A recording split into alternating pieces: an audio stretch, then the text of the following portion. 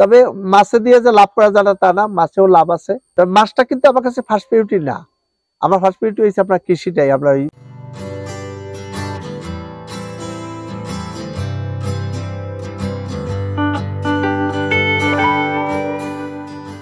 অনেক দর্শক আর কি করে যে ঘের দেখান ঘেরের মধ্যে যে কি আছে, মাছ আছে, আছে, সেইটা আমরা কখনো দেখাই না, করি না। আসলে কি মাছ চাষ করে, কি করে আমি বলি আসলে কবে দর্শক দেখতে পারবে? এইটার ভিতরে আমার আছে গলদা চিংড়ি। গলদা চিংড়িটা এবছর আমি ধরিনি, কারণ এবছর এই বন্যার কারণে কিছু মাছ বের হয়ে গেছে, যার জন্য মনে একটু কষ্টও আছে আমার। এই জন্য কিন্তু আমি এখন পর্যন্ত মাছ ধরি। তবে কিছু মাছ আছে, একবার সব চলে গেছে তা না।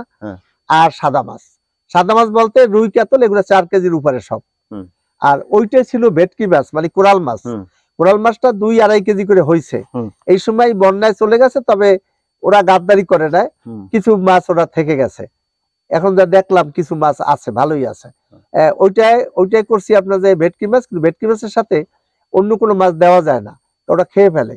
তবে ওখানে বড় রুই মাছ, কাতল মাছ কিছু আছে, ওগুলা বড় হয়েছে, ওগুলা খেতে পারে না, যাতে কিন্তু ওরা একসাথে বসবাস করতেছে।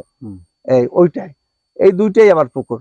তবে মাছে দিয়ে যে লাভ করা যায় না তা না, মাছেও লাভ আছে। সেটা মাছরে একটা নির্দিষ্ট সময়, যে সময়টা মাছের গ্রোথ বাড়ে, ওই সময় ছাড়তে হবে, খাবার দিতে হবে। সোজা কথা, এক কথায় পরিচর্যা করতে হবে সবকিছু। দর্শকরা মাছ দেখতে পারবে কবে, আসলে কবে নাগাদ ধরবে দর্শকরা মাছ দেখতে পারবে? আমি আমার এবছর আমার এই পানিতে তলাই যাওয়ার কারণে আমি একটু ভয় পাচ্ছি। এবছর আমি চাচ্ছি এই গেটটাকে একটু নূতন করে সাজাবো। এই জন্য আমি দেখেন পেঁপে গাছগুলো সব নষ্ট হয়ে গেছে। আমি চাচ্ছি যে আপনার এই পেঁপে গাছটা সব ফেলে দিয়ে এই কুমারটা উঠার পরেই আমি জায়গাগুলো সব ক্লোজ করবো, করে আমি নূতন করে এটা সাজাবো। তারপরেই আমি আপনার ওই সময় মাছটা দেখাবো আশা করি। এবং আমি বিভিন্ন এতিমখানায়, বিভিন্ন জায়গায় মূল্যও রাখছি যে আমার পুকুরে তোমাদেরকে মাছ দেবো, এই আমার স্বপ্ন। মাছটা কিন্তু আমার কাছে ফার্স্ট প্রায়োরিটি না।